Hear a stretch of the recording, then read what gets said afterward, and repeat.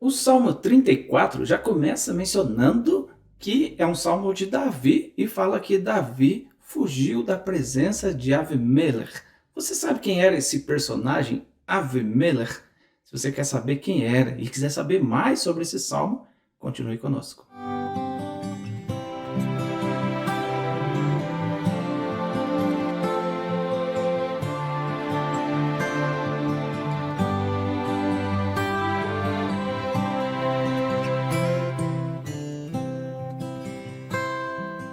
Olá, meus amigos, Shalom Aleichem, sejam todos bem-vindos mais uma vez ao canal da Sinagoga Havat Hesed. É um prazer enorme poder falar com vocês sobre a Palavra de Deus. Hoje, nós retomamos o estudo do Tehillim, dos Salmos, e os Salmos, a maioria deles, foram compostos pelo rei Davi. Alguns desses Salmos está expressamente notado ali o nome do rei Davi, como esse Salmo 34, que já começa dizendo assim: Salmo de Davi, quando fingiu loucura diante de Avimelech, que o fez expulsar, e ele se pôde ir. E que interessante esse texto, né? Quem é esse personagem? Você já parou para pensar quem era Abimelech ou Avimelech? Em algumas versões, o brasileiro fala Abimelech. Quem era Abimelech? Avimelech. Bom, a gente vê o nome de Abimelech, ou Avimelech em hebraico, em várias situações na Bíblia. Por exemplo, em Gênesis capítulo 20, a gente tem uma situação em que Avimelech, um rei, cobiça Sara, a esposa de Abraão. Um pouco mais para frente, em Gênesis capítulo 26, também tem uma situação com Avimelech, aí já na geração posterior, com Isaac, quando Isaac teve que cavar novamente os poços, e os servos de Avimelech foram lá e entulharam poços, até que Avimelech finalmente vai e faz uma aliança com Isaac. Será que é o mesmo personagem? Ou será que tem outro com o mesmo nome? Bom, se você continuar lendo na Bíblia, você vai chegar na situação em Juízes capítulo 9, falando de novo de um outro Avimelech.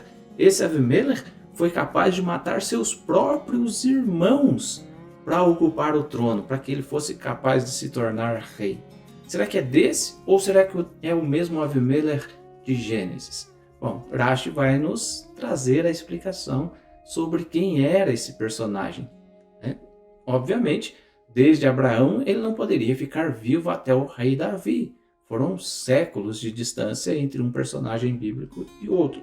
Mas então por que o mesmo nome é dado aos dois personagens? Rashi então vai explicar que todos os reis dos filisteus eram chamados de Avimelech, todos, assim como todos os reis egípcios eram chamados de Faraó. Embora o nome de Avimelech fosse mencionado, seu nome verdadeiro era Aquis, o nome do rei da situação com Davi era Aquis. Mas como é que a gente sabe que era Aquis o nome? Bom, o Midrash Haggadah vai explicar que esse Avimelech era um rei, apesar de ser um rei dos filisteus, era um rei justo. Aquis, portanto, era um rei justo. E está escrito a respeito disso quando o texto menciona assim: ele não queria matar a Davi, embora seus homens lhe dissessem: este não é Davi, o rei da terra? Para que matassem ao rei Davi. Mas onde está escrito na Bíblia sobre essa situação? Você pode abrir aí em 1 Samuel, capítulo 21, do versículo 10 ao 15, onde está relatada essa história. Davi fugia do rei Saul. Ao fugir do rei Saul, ele foi parar na região dos filisteus. E o texto diz assim, versículo 10 em diante: levantou-se Davi naquele dia e fugiu de diante de Saul, e foi a Aquis, rei de Gat. Porém, os servos de Aquis lhe disseram: este não é Davi, o rei de sua terra? Não é este que se cantava nas danças, dizendo: Saul feriu seus milhares, porém Davi os seus 10 milhares? Davi guardou essas palavras, considerando-as consigo mesmo, e teve muito medo de Aquis, rei de Gat. pelo que se contrafez diante deles, em cujas mãos se fingia de doido. Esgravatava nos postigos das portas e deixava correr saliva pela barba. Então disse Aquis aos seus servos: Bem vedes que este homem está louco.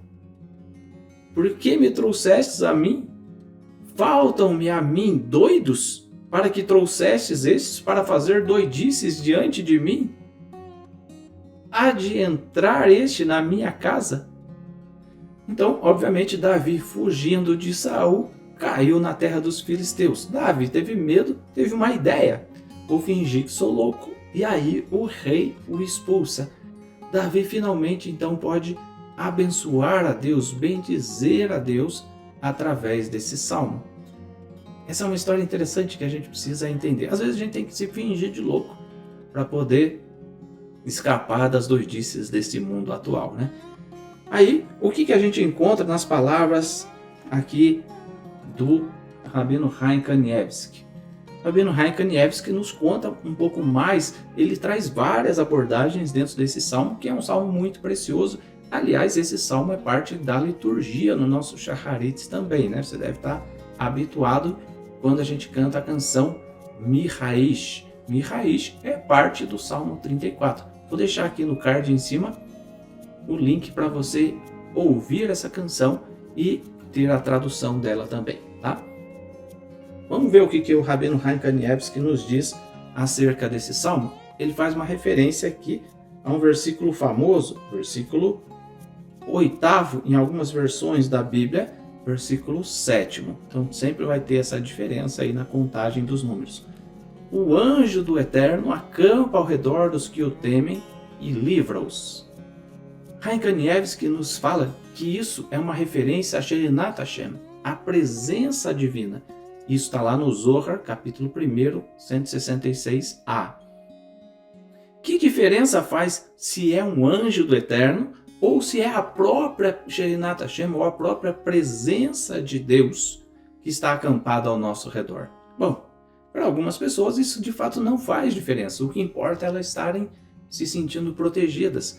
Mas se a gente for olhar na Torá, por exemplo, em Êxodo capítulo 33, versículo 15, fala assim: Então lhe disse Moisés: Se a tua presença não vai comigo, não nos faça subir deste lugar. Pois como se há de saber que achamos graça aos teus olhos, eu e o teu povo?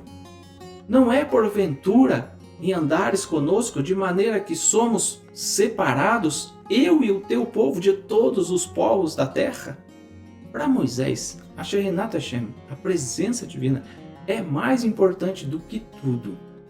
E sem a proteção divina, não vale a pena ir a lugar algum.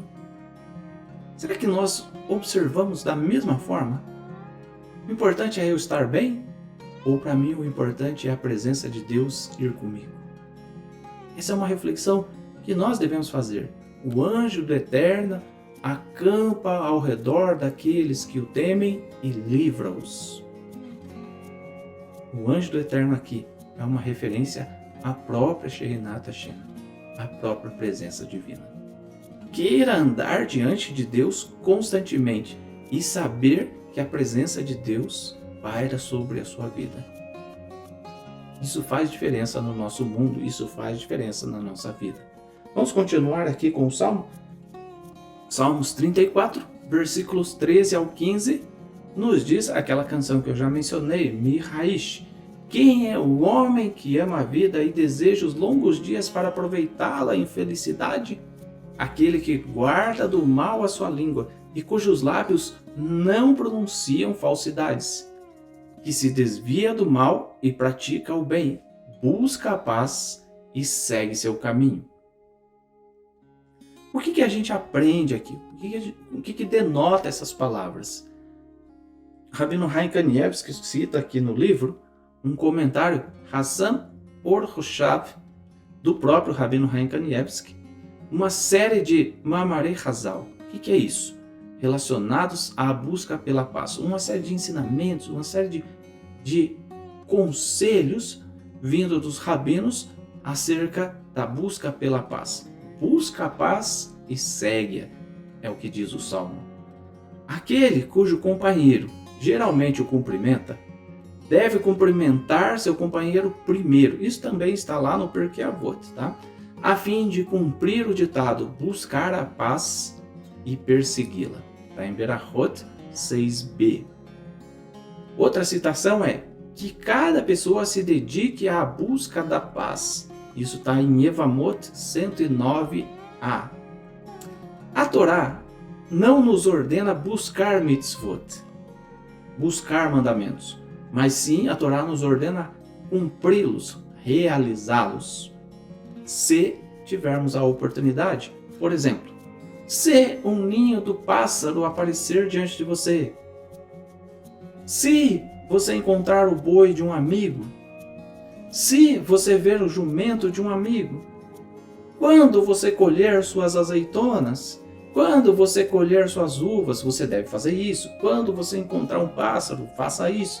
Quando você encontrar o jumento de um amigo, faça tal coisa. Se você entrar no vinhedo do seu amigo, tudo isso são situações hipotéticas. Se ocorrer a você, se estiver diante de você tal situação. No entanto, com relação à paz, a Torá nos ordena buscarmos a paz em todos os lugares, na nossa localização, onde nós estivermos, e persegui-la, e ainda que estejamos em outro lugar. Está escrito no Tanhumah, Hukat 12. Tá? Muitas pessoas buscam o conselho dos seus rabinos, e não era diferente com o rabino Chaim Kanievsky. As pessoas estavam constantemente buscando seus conselhos. Como podiam encontrar a harmonia no lar, por exemplo? Como que eu faço para encontrar paz com a minha esposa, com o meu marido? Como eu faço para encontrar paz com os meus filhos? E aí, o rabino Chaim Kanievsky se lembrou de um livro muito antigo, escrito há mais de 100 anos atrás.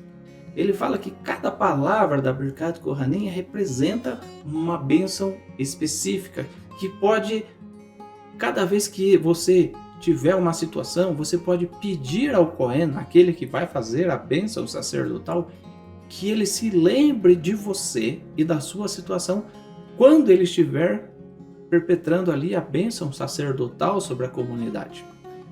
Que o sacerdote tenha em mente você e a sua vida. Por exemplo, quando nós dizemos na Birkat Kohanim a palavra Viruneka, na tradução em português, que o Eterno te agracie. Isso indica uma bênção para que as pessoas tenham filhos. Então, Viruneka, toda vez que o Kohen faz a Birkat Kohanim, quando ele chega nessa palavra Viruneka, que o Senhor te agracie, ele faz com que venha sobre ti, se ele estiver pensando em você, a bênção de gerar filhos. Isso é o que o livro diz, né? Mas, quando ele fala a palavra Shalom no seu final, indica que você deve encontrar paz no seu lar.